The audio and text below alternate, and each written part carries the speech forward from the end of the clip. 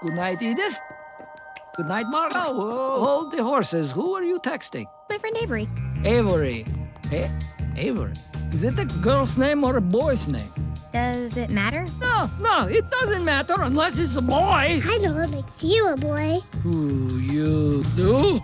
Your bald head. Oh, yes. Sometimes I stare at it and imagine a little chick popping out. Good night, Agnes. Never get older.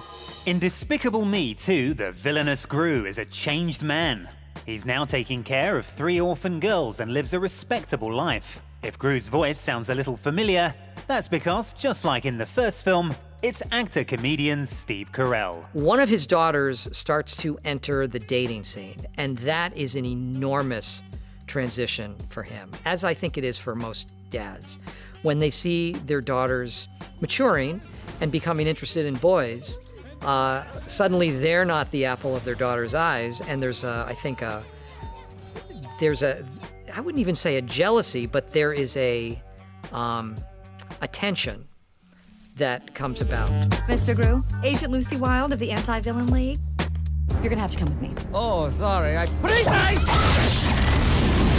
You know, you really should announce your weapons after you fire them. For example, lipstick taser! And that's how Gru gets recruited by the Anti-Villain League, as he knows exactly how bad guys think. The weird woman that just tasered Gru is one of their top agents and is voiced by Kristen Wiig. She's a super spy. You can tell she wanted to be one when she was a little girl, and she's very, very happy with her job.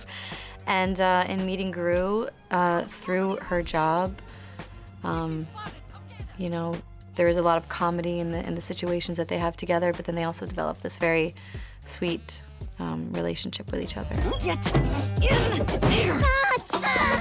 And who doesn't love the Minions? I mean, come on. Little yellow creatures, that's, you know, everybody has to have a Minion. Beedo, beedo. My son wanted a Minion after he saw it. He thought they were real things. Can we get one? It's like he wanted a pet Minion somehow. Besides all the Minion madness, there's also work to be done for the Anti-Villain League. They have to capture the bad guy known as El Macho.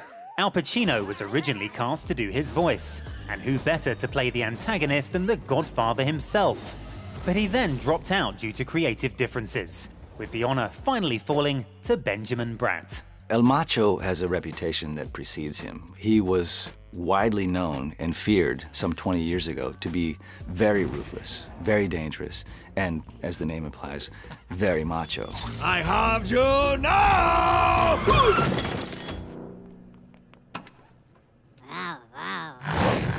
For the Despicable Me 2, we really wanted to look at ways that we could make the Minions even a bit more integral to this story, knowing how much people have really reacted to them and love them.